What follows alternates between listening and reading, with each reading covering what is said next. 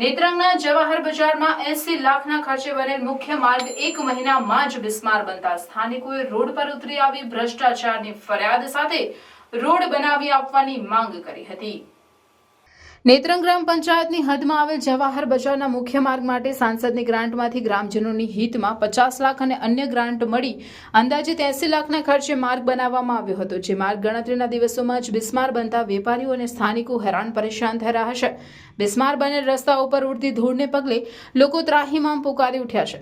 માર્ગ પર ઉપર ખાડા પડી જવાથી વાહન ચાલકો પણ હાલાકી વેઠી રહ્યા છે, જેને પગલે આજરોજ આ રસ્તાની કામગીરીમાં મોટા ભ્રષ્ટાચાર થયા હોવાના આક્ષેપ સાથે કોંગી આગેવાન શેરખાન પઠાણ સહિતના વેપારીઓ વિરોધ પ્રદર્શન કર્યું। આ વિરોધ પ્રદર્શનને પગલે અધિકારીઓ સ્થળ પર દોડી આવ્યા અને 5મી જાન્યુઆરી સુધીમાં રસ્તાની કામગીરી પૂર્ણ કરવાની ખાતરી આપી હતી।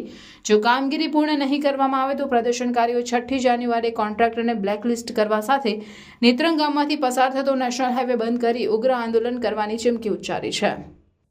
નેત્રંગ જવાહર બજારના રહીશોએ વારંવાર પંચાયત હોય, તાલુકા પંચાયત હોય કે કાર્યપાલક ઇજનેરને રજૂઆતો કરેલી છે, અધિકારીઓને રજૂઆતો કરેલી છે, પણ હજુ સુધી આનું નિરાકરણ આવ્યું નથી।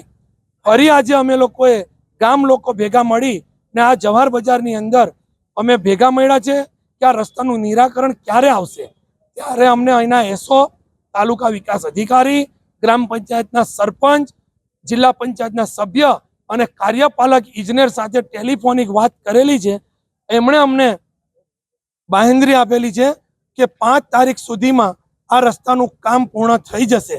ફરી આની પર વેરિંગ કોટ ભરી અને આ રસ્તો અમને કમ્પ્લીટ કરી આપશે, નહીં તો 6ઠી તારીખે બ્લેક લિસ્ટ કોન્ટ્રાક્ટરને કરી અને ફરીથી ટેન્ડરિંગ કરીને રસ્તો બનાવવામાં આવશે।